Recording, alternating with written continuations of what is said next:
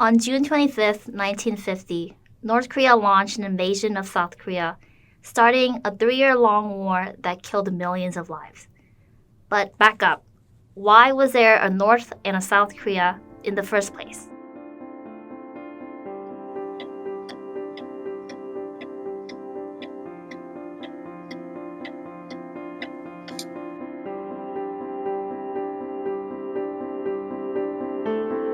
Common narratives on the origins of the Korean War often gloss over this question.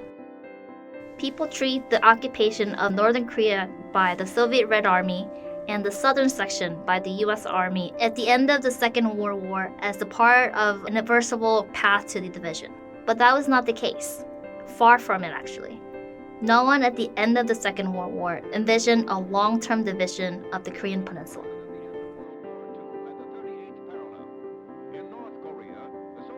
It's easy in retrospect, given what we know about the Cold War and the hostility between the United States and the Soviet Union, to sort of see the permanent division of Korea and the war as inevitable outcomes of that global confrontation between the two superpowers. But really, when you look at the details of US-Soviet negotiations over Korea and what was actually happening on the ground in Korea, it's quite messy, and it shows that it really could have gone any other way.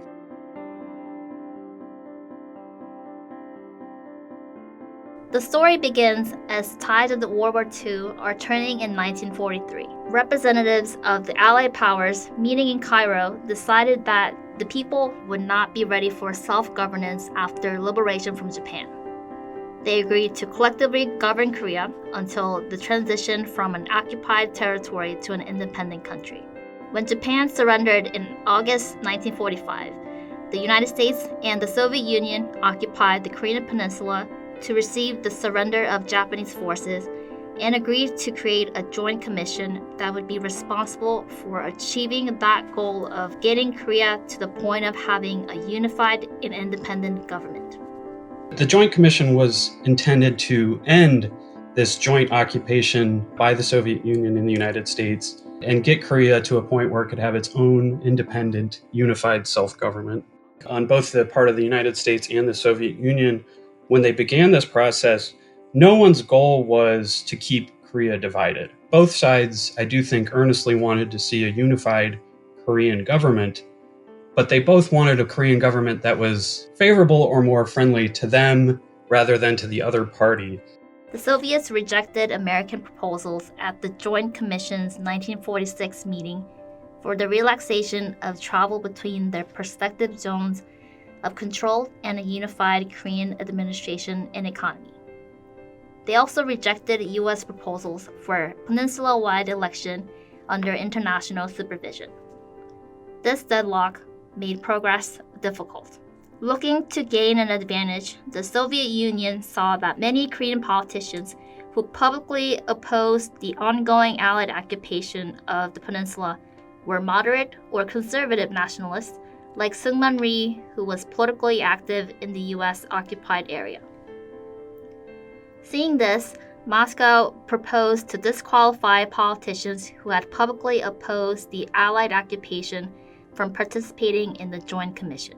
But what that meant for the United States is essentially all of the moderate or conservative politicians and parties wouldn't be eligible to participate in the Joint Commission. And what that would leave is basically these leftist or communist parties and politicians that were sympathetic to the Soviet Union participating. But even at this moment, there was never a doubt that Korea would not end up as a unified country.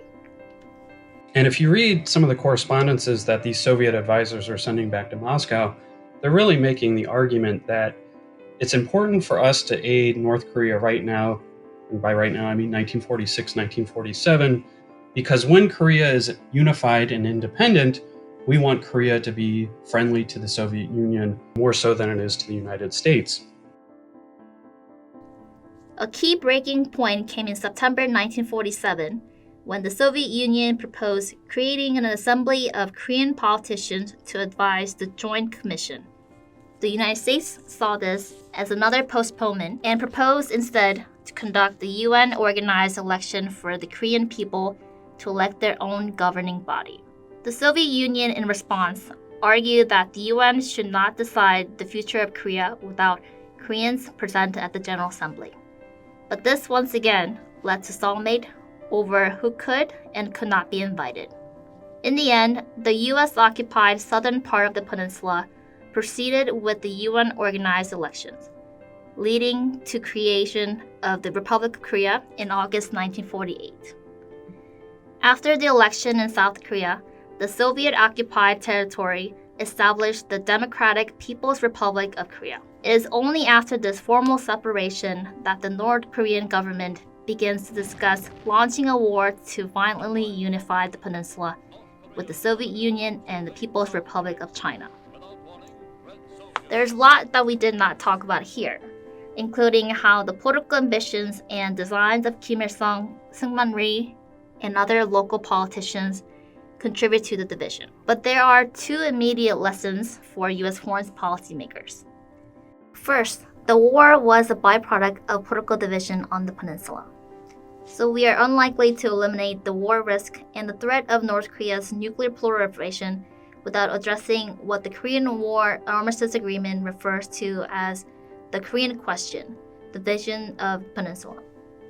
Second, the Korean peninsula was divided in spite of intentions of the Soviet Union and the United States because they were more focused on the great power competition than cooperation on the peninsula.